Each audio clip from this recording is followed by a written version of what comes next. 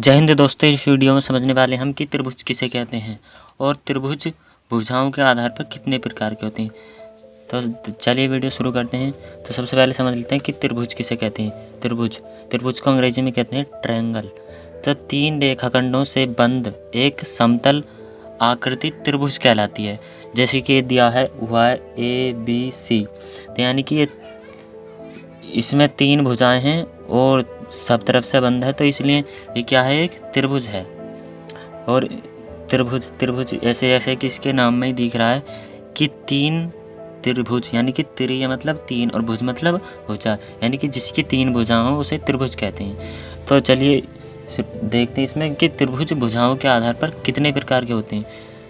भुजाओं के आधार पर त्रिभुजों के प्रकार। नंबर 1 है समबाहु त्रिभुज, यानी कि इक्विलेटरल ट्रायंगल। तो समबाहु त्रिभुज किसे कहते हैं। देखिए, समबाहु त्रिभुज की तीनों भुजाएं समान होती हैं। जैसे कि इसमें दिखाया गया है कि एक त्रिभुज है PQR और इसकी भुजाएं हैं, यानी कि इसकी भुजाएं तीनों भुजाएं 6 सेंटीमीटर की हैं।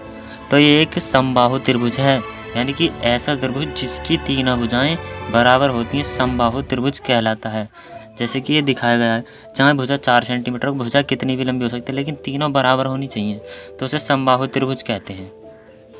अब देखते हैं समद्विबाहु त्रिभुज किसे कहते हैं। तो जैसा कि इसके नाम में दिख रहा है समद्विबाहु, यानी कि जिसकी 2 भुजा बराबर हों। तो समद्विबाहु त्रिभुज की 2 भुजाएं बराबर होती हैं, यानी कि ऐसा त्रिभुज जिसकी 2 भुजाएं बराबर होती हैं समद्विबाहु त्रिभुज कहलाता है। जैसे कि इसमें दिखाई गई है AB है 4 सेंटीमीटर और AC है 4 सेंटीमीटर, लेकिन BC जो है 6 सेंटीमीटर, यानी कि ऐसे त्रिभुज जिसकी 2 भुजाएं बराबर हों। जैसे कि इसमें ये दोनों बराबर हैं। अब भुजाएं ये जरूर नहीं कि ये दोनों ही बराबर हों, ये और ये भी हो सकती हैं या ये और ये भी हो सकती हैं, बस उसमें 2 भुजाएं बराबर होनी चाहिए, तो उससे समद्विबाहु त्रिभुज कहते हैं। और नंबर 3 है विषमबाहु त्रिभुज। विषमबाहु त्रिभुज किसे कहते हैं। विषमबाहु त्रिभुज की कोई भी भुजा बराबर नहीं होती, यानी कि जैसे कि इसमें दिखाया गया है कि ये 5 सेंटीमीटर है, ये 4 सेंटीमीटर है, ये 6 सेंटीमीटर, यानी कि इसमें कोई सी भी भुजा बराबर नहीं है, सब अलग अलग हैं।